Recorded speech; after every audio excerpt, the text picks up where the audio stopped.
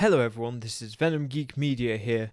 Before today's video, I'd like to welcome some of my new members, including Stabber Opsig, Alex Mandrilas, and of course, my Centurions, Heretical Cabbage, Jeff Hallam, and Nathaniel Mead. Thank you guys so much for supporting the channel and the content that I make.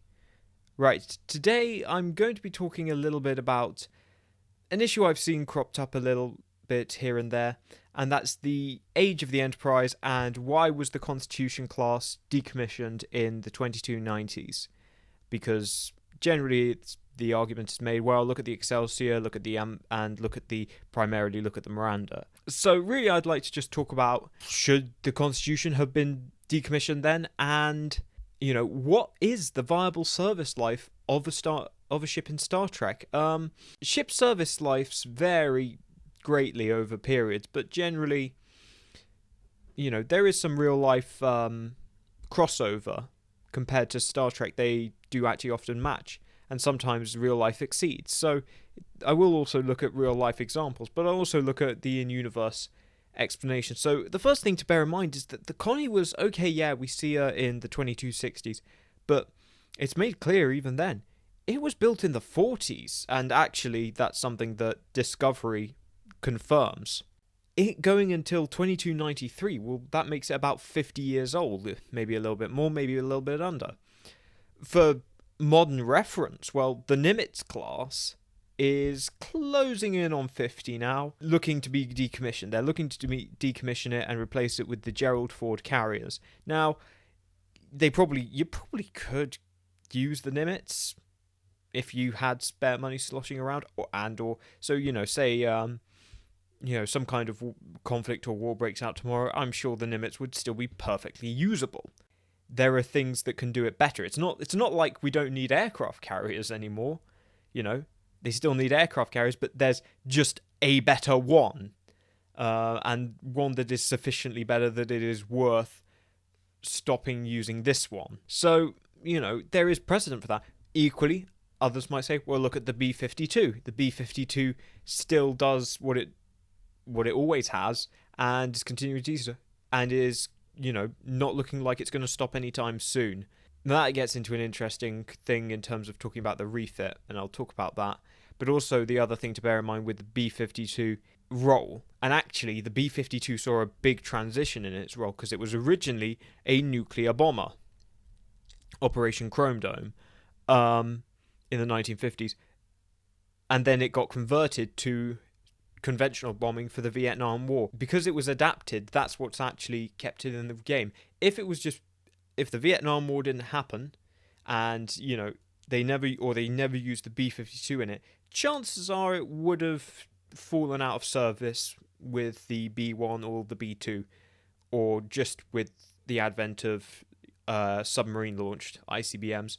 So that really does bring us to a point, though, actually, and I will mention that, is that the Enterprise, okay, yes, it lasts for 50 years, and you might say, blimey, that is old, but bear in mind it gets refitted extensively. Like, to even call it a refit is like, it's probably the most ridiculous refit ever seen, because literally nothing on the model is the same. It's not even the same model.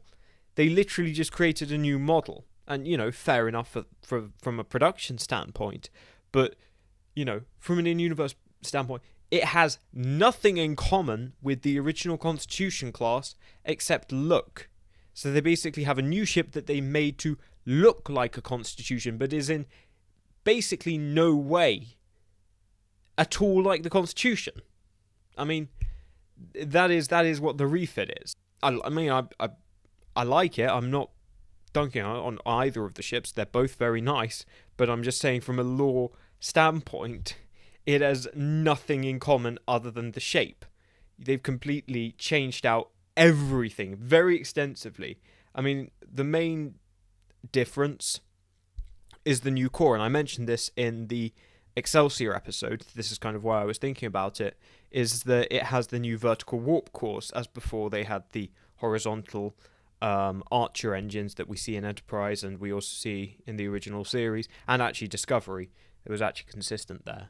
And then they go to horizontal. It's like That's like an entire platform shift. I mean, I'm trying to think of something that would be technologically equivalent. It would probably be like going from radial engine to a jet engine or something equivalent to that. You know, it's a completely new power source, and it has a whole load of different demands if you're going to use it. And so you're basically taking this, in principle, this design from, you're taking a design from 30 years ago, and not only are you, and you want to keep it, but you want to put this whole new core in. So basically the equivalent of that would be taking a B-29, take a B-29 Flying Fortress, and then take the propellers off and put jet engines on it. That's basically what you're doing with the Constitution. Yes, you'd have to change every single thing about it, and is it really a B-29 anymore? You could do it. You shouldn't do it, but you could do it. Now that does perhaps lend an interesting explanation, and that it's to do with morale and public image, and that is probably a likely concern for Starfleet. The Constitution is very well liked, it's a very famous ship, so they want to keep it in service. It's, again, very similar to the B-52. It's like, well, I mean, they just can't stop. You guys can't stop using it now because it's been there for so long. You can't then just say, we don't need it anymore. It's become such a symbol, it's become such a thing ingrained in the psyche. I wouldn't say that it is unrealistic that the Constitution continues service into the 70s and 80s. I would just say that they are not necessarily technically sound reasons, because as I say in the Excelsior video, there are real problems of putting this new core into a ship that was not built to accommodate it. Namely that the core is extremely vulnerable. It barely fits. Then there's going to be a bunch of people saying, oh, but what about the Excelsior and Miranda? They lasted into the 24th century. So Excelsior, it's worth bearing in mind that, okay, we see it in 85. It doesn't really start major service until after 93. Older than 50 years, but it's not 100 years old. Neither is the Miranda, and granted the Miranda is old. Now, the point I would say is, A, both of those were built in the latter half of the 23rd century, from the get-go using the new style of warp core, the new style of technology. So they are built around it. So, and remember, everything subsequent to that, all the warp cores subsequent to that, are basically the same platform. So there's a lot of there's a lot of future compatibility with these things. You can actively upgrade because they're based on the same essential thing. You're just swapping bits out, and I'm not saying there wouldn't need to be some tinkering to get it all to fit, but you could do it. Possibly put a Galaxy core in an Excelsior. I don't know the precise size and dimensions, or or a Defiant core. You could do it. Again, that's not to say it's worth doing, but you could do it, and they do it, and so they have that forward compatibility, and that's what allows them to continue into the 24th century and not the Constitution. Now, the other thing that I'm going to bring up is, okay, well, so you might say, okay, sure, as the 24th century wears on, fair enough, but why not, while it's still Excelsiors and Miranda swimming about, why not use the Constitution as a light cruiser? Okay, well, essentially what this comes down to is a doctrinal issue. You have your technical issues, but there's also a doctrinal issue. Anything will be built for an intended role. Now, the first question you've got to ask is that role still relevant? Okay? Now, once you answer that, so if it's yes, the role is still relevant, then you can move on. If no, then you say, okay, the role's not relevant. This thing either needs to find a new role, or we just need to get a shot of it. Okay, so if we say, okay, the role still is relevant, then the next thing we ask is, okay, well, is there anything that can be doing this better? And if we say no, okay, we stick with it. Or if there is something that can be doing the role better, you say, okay, well, let's look at maybe using that. Maybe you do, maybe you don't, or maybe you wait a bit until the technology gets better. So, okay, you bring in the new ship, and then you've basically taken the role out of the old one. And you say, okay, well, can it be adapted? Can it do something else? And again, that goes back to its intended role, and then the question gets asked, well, how purpose-built is the ship? To what extent is the ship specialised towards a singular role, and can it move out of that category? And it varies. But yeah, I mean, the main problem the Constitution faces is that the Excelsior does everything it can, but better. It's built as a heavy cruiser and flies like a heavy cruiser, despite being tiny next to the Excelsior. The role is still relevant, but its capacity to be effective in the role compared to modern things is significantly diminished, and its adaptability is highly limited.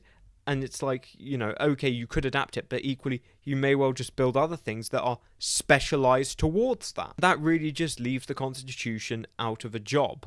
That's really my thoughts on whether or not the Enterprise should have been decommissioned. Yeah, you might see out the 2290s with the remaining constitutions, but they really are old. Like I say, they are based on a design from the 2240s. So, compare that to the real world, look at how much technology moved on even then. So it's like, yeah, it kind of is out of a role, and it's not because it can't do things, but it's more that there are other things that either do its original role better, and that, secondary roles that it maybe could have taken on, again, are occupied by things that are specialised towards that. Remember, the Constitution is a general purpose starship, effectively. Yeah, that's really my view as to why the Constitution class was decommissioned, and why, why its successors would actually see a greater service life. But yeah, those are just my thoughts. What are yours? Let me know in the comments below, and I'll see you guys in the next video.